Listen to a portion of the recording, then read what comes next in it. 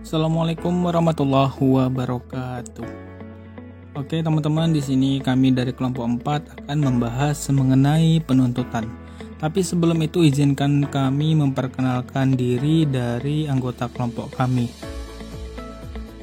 Adapun kelompok kami terdiri dari Brilian Hafid Alvero, Zulfa Miftahul Fadilah, Fatwa Sibro Malisi, Ummu Habibah Hakim, dan yang terakhir Febrianto. Oke teman-teman, izinkan kami memaparkan berbagai tema dari pembahasan kami ya teman-teman. Nah, jadi di sini kami memiliki 4 subtema. Yang pertama kita akan membahas mengenai pengertian pra penuntutan dan penuntutan. Yang kedua, tujuan penuntutan. Yang ketiga, pengertian jaksa dan penuntut umum. Dan yang terakhir, tugas dan wewenang penuntut umum. Baik, yang pertama pengertian pra penuntutan. Di sini kami akan menjelaskan mengenai pengertiannya. Pengertian pra penuntutan dapat dibaca dalam penjelasan pasal 30 ayat 1 huruf A Undang-Undang Republik Indonesia Nomor 16 Tahun 2004 yang berbunyi sebagai berikut. Pra penyidikan adalah tindakan jaksa untuk memantau perkembangan penyidikan setelah menerima pemberitahuan dimulainya penyidikan dari penyidik. Mempelajari atau meneliti kelengkapan berkas perkara hasil penyidikan yang diterima dari penyidik, serta memberikan petunjuk guna dilengkapi oleh penyidik untuk dapat menentukan apakah berkas perkara tersebut dapat dilimpahkan atau tidak ke tahap penuntutan. Yang berikutnya, pengertian penuntutan. Penuntutan diatur dalam ketentuan pasal 1 ayat 7 Kitab Undang-Undang Hukum Acara Pidana yang berbunyi sebagai berikut. Penuntutan adalah tindakan penuntut umum untuk melimpahkan perkara pidana ke pengadilan negeri yang berwenang dalam hal dan menurut cara yang diatur dalam undang-undang ini dengan permintaan supaya diperiksa dan diputus oleh hakim di sidang pengadilan. Yang berikutnya mengenai tujuan penuntutan.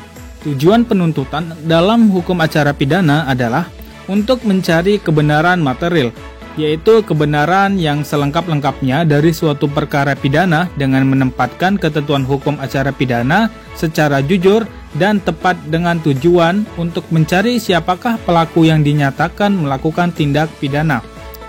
Dan selanjutnya meminta pemeriksaan dan putusan dari pengadilan guna menentukan apakah orang tersebut dapat dinyatakan bersalah dan juga bertujuan untuk melindungi hak asasi manusia, baik korban maupun terdakwa. Pembahasan yang berikutnya mengenai pengertian jaksa dan penuntut umum.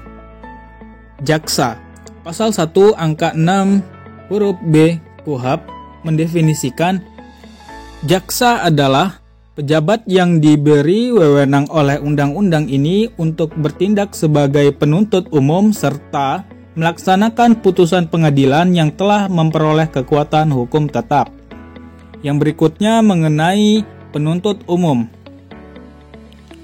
Pasal 1 angka 6 huruf B KUHP mendefinisikan penuntut umum adalah jaksa yang diberi wewenang oleh undang-undang ini untuk melakukan penuntutan dan pelaksanaan penetapan hakim.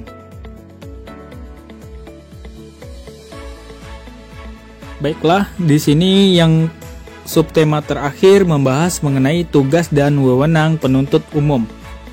Di sini ada beberapa tugas dan wewenangnya.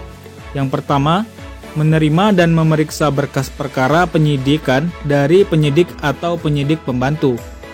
Yang berikutnya membuat surat dakwaan, lalu melakukan penuntutan, mengadakan pra penuntutan apabila ada kekurangan pada penyidikan dengan memperhatikan ketentuan pasal 110 ayat 3 dan ayat 4, dengan memberi petunjuk dalam rangka penyempurnaan penyidikan dari penyidik.